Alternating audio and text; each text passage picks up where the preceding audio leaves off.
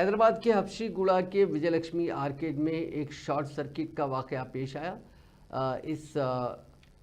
ये वाकया सुभानंदिनी chit funds के दफ्तर के अहाते में पेश आया। यहाँ शॉर्ट सर्किट की वजह से 2 अफराद की मौत हो गई है। ये लोग इस कंपनी में सर्किट बोर्ड निकालने की कोशिश कर रहे थे। महलूकीन की पहचान 29 बरस के मल्लेश और 32 बरस के बालू के तौर पर की गई। ये दोनों के समुद्रम गांव के रिहायशी हैं जो कि सूर्यापेट ज़िले में हैं। इस पूरे मामले की पुलिस तहकीकात कर रही है।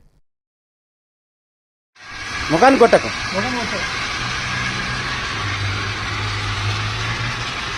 बोले किरण मकान कोटक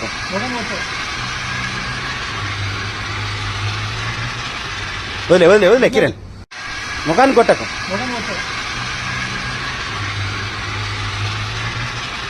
बोले किरण बोले